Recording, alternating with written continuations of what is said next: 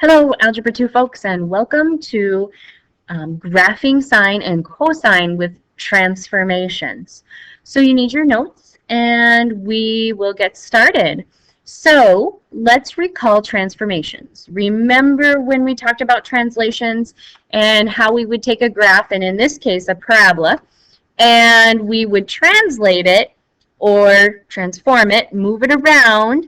How would we know what was happening? So let's look at problem number 1. If I were to take a parabola and start with the parent, but then add 2, what happens to my graph?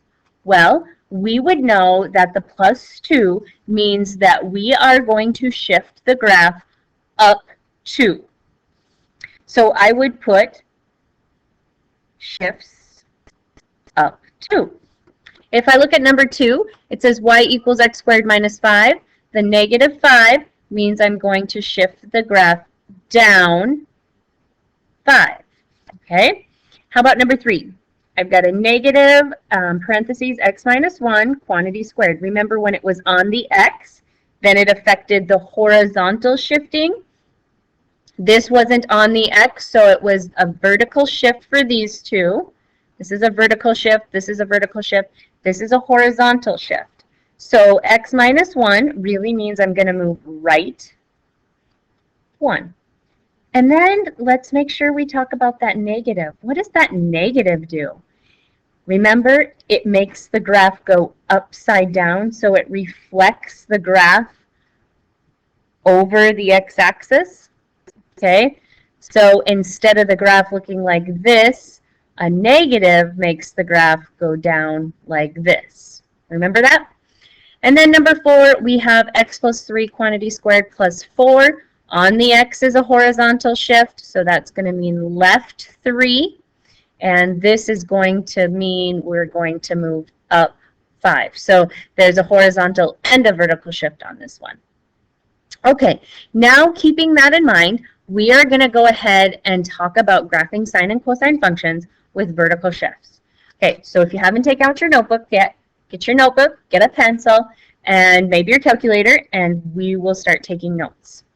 There's 3 slides, and you need to take notes on all 3 slides. So we're going to start with the first slide. Steps to graphing a sine and cosine function, okay, with the vertical shifting being added onto it. So I have equations a sine b of x plus k, or y equals a cosine bx plus k. So remember, how do we determine the amplitude? That's the absolute value of a. So whatever a is and the absolute value of that. Determine the period. Remember, the period is 2 pi divided by whatever b is. Okay, and the increment is whatever your period is divided by 4. And then your vertical shift is going to be the added or subtracted k. So it's going to move your graph k units either up or down. Now, remember where we talked about midline yesterday, and the midline was always our x-axis. Well, the midline isn't going to be the x-axis anymore. It's going to be whatever y equals k. That is going to be our new midline. So if k is negative 2, you're going to put your midline at negative 2. Now, when you graph it, you really need to graph the midline first. So we always graph the midline first before we do amplitude, before we graph our period, before we do with our increments, anything. We always have to do the midline first. Okay, so let's do 2 examples. Find the amplitude, period, increment, vertical shift, and then graph it. Okay, so amplitude is A. So whatever A is, that would be absolute value of A is it's 3, so that'd be 3. Your period is 2 pi divided by B, and B is 2. So let's identify these. This is A, this is B, and this is K. All right. Increment, well, let's go ahead and do 2 pi divided by 2. That's pi. So then increment is pi divided by 4. Okay. And then our vertical shift is down 2. So y equals negative 2. Okay. So first off, I'm going to grab my black ink here and do my X and Y axes. And then I'm going to go ahead and do my midline. I always do my midline in red. My midline is 2 down. So 1, 2, it's -2. Okay, so that's y equals -2. That's my midline. And then remember, I've always been doing my amplitude in blue, so I'm going to grab my blue and do amplitude. Amplitude is 3 up from the midline and 3 down from the midline.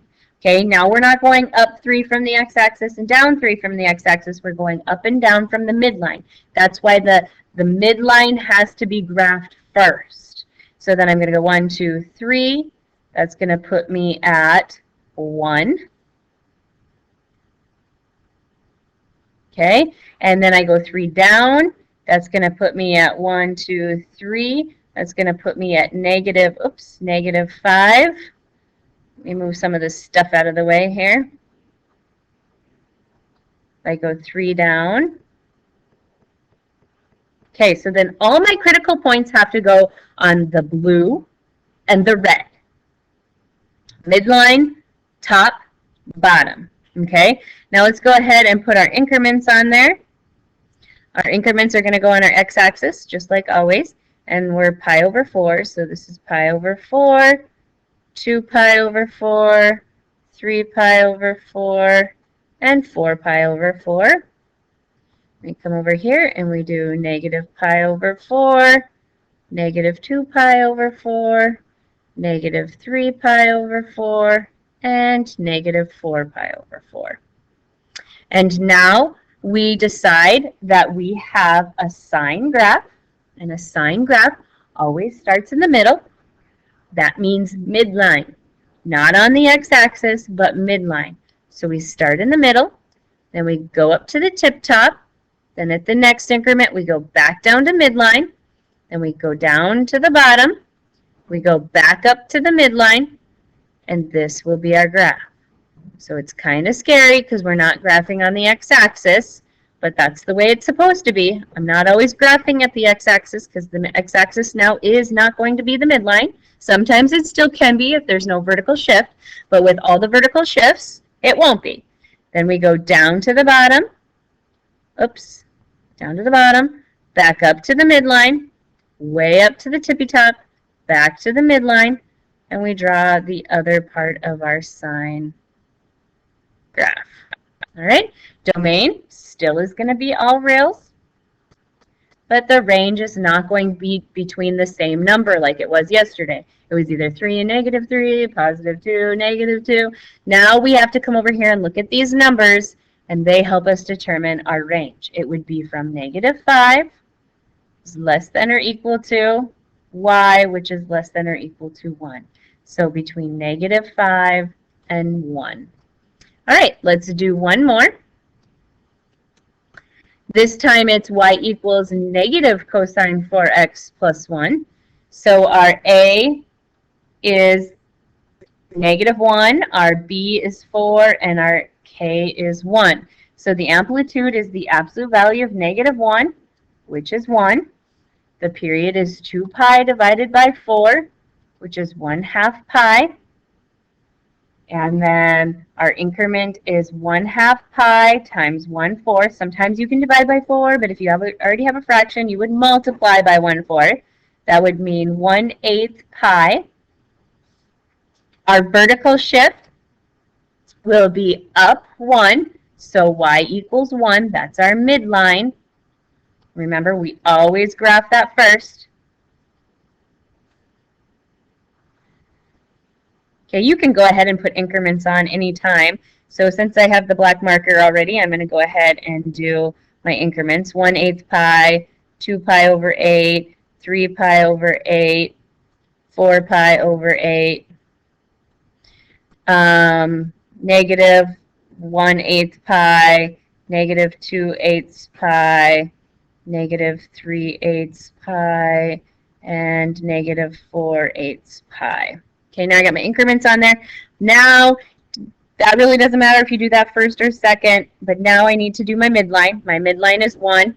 So I need to find my 1.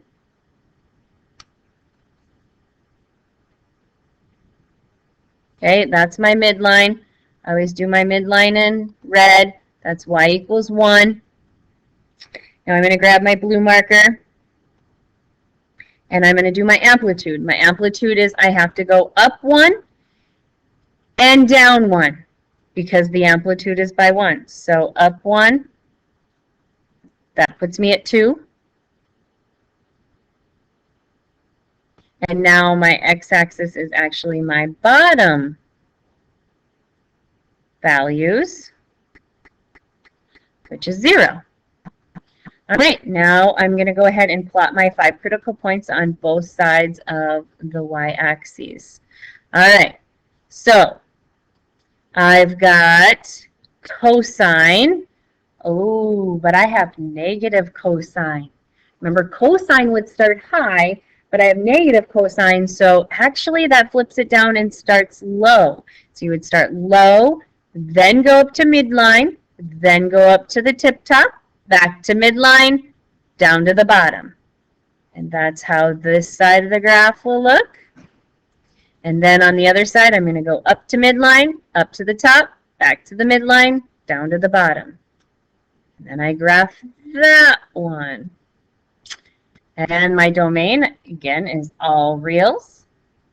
And my range this time is from 0 to 2. Less than 2, but greater than 0. Okay, that's all I have for you. Thank you for taking good notes, and we will be practicing tomorrow.